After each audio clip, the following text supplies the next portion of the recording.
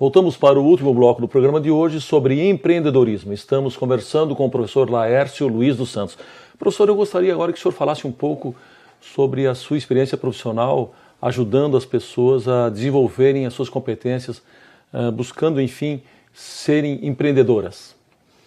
Hoje nós representamos uma empresa chamada Mastermind, que é baseado em cima de um livro, que é o livro A Lei do Triunfo, e esse conceito Mastermind, ele remonta à criação dos Estados Unidos, quando um grupo de generais, que eram os cabeças, os responsáveis pelas 13 colônias americanas, eles se reuniram e decidiram criar um país baseado em cima de um pilar de liberdade e oportunidade, onde as pessoas poderiam prosperar baseadas no seu próprio esforço pessoal, certo, e não apenas no seu sangue nobre ou plebeu.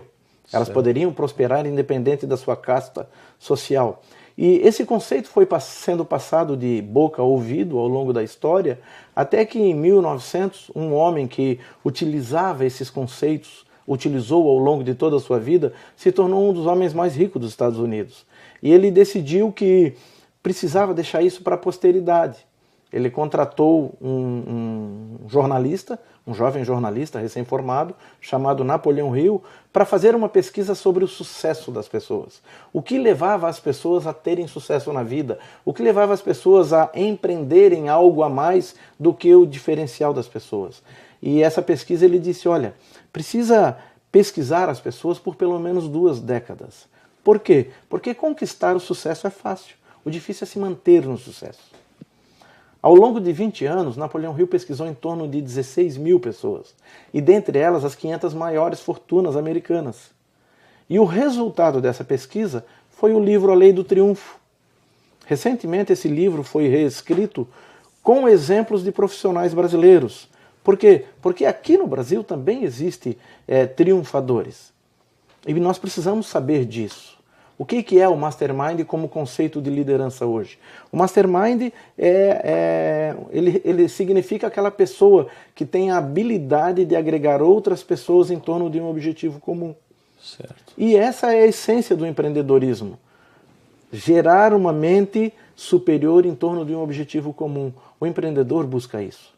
Ele quer que pessoas se habilitem com ele, se juntem a ele a um objetivo. E se essas pessoas não se juntarem a ele, ele vai buscar o que ele quer do mesmo jeito. Para isso ele precisa desenvolver a sua autoconfiança, seja para tomar decisão, seja para falar em público, seja para se envolver com pessoas, para argumentar com as pessoas. Ele precisa desenvolver a habilidade de comunicação, ele precisa desenvolver a flexibilidade, ele precisa desenvolver o hábito de fazer mais que o combinado. Hoje já está aquele conceito de que eu fui contratado para fazer alguma coisa e eu só faço o que me pediram, já é um conceito fácil de se identificar que esta pessoa não é um candidato a empreendedor. Porque o empreendedor é aquele que faz mais que o combinado. Ele sempre está querendo algo a mais. Se ele não tem o que fazer, ele pergunta para os amigos do lado, o que tu tens aí para... O que eu posso fazer que eu não gosto de ficar sozinho? Professor Laércio, com o fenômeno da globalização, mudou o perfil do empreendedor? Isso. Hoje, o que é a globalização no mercado de trabalho? Globalização é você fazer tão bem o teu trabalho que o teu cliente de de qualquer lugar do mundo, vem aqui na tua casa procurar o teu produto. Então, a globalização fez com que o perfil do empreendedor ele continua o mesmo, mas o campo de atuação dele ampliou drasticamente. Ou seja, se ele não tem o que ele quer aqui, ele vai buscar onde tem. Se o que ele quer oferecer, o que ele está querendo criar, o que ele está buscando não está aqui próximo a ele, ele vai buscar onde tem. É onde a gente vê as pessoas que têm esse perfil simplesmente do nada deixando o seu trabalho e fazendo viagens, indo buscar outros lugares para poder encontrar o que ele quer.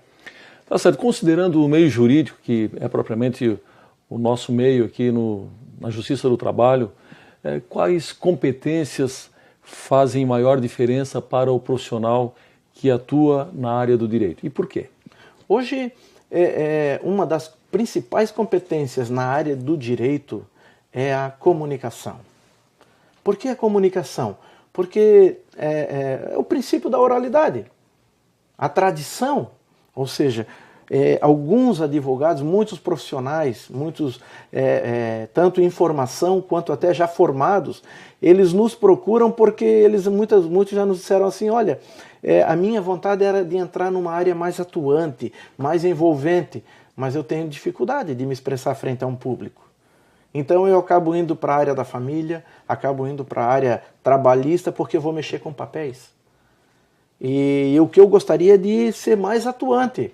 Então eles muitas vezes nos procuram exatamente para isso, para romper essa barreira, quebrar esse receio que ele tem, e aí sim, muitas vezes acontece de que eles acabam encontrando um outro lado deles que se torna um profissional diferenciado no mercado.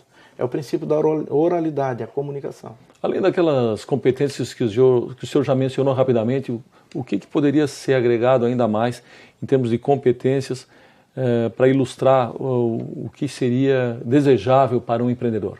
Hoje, o empreendedor, primeiro ele precisa ter uma visão, um objetivo claro. Ele precisa saber para onde ele vai, porque nenhum vento vai soprar a favor de quem não sabe onde quer ir. Então ele precisa colocar na mente dele qual é o foco dele. Segundo, depois que ele coloca claramente esse foco, esse objetivo, ele vai ter que definir, fazer um planejamento. Quais são os pontos, quais são os passos que eu vou dar para atingir esse objetivo?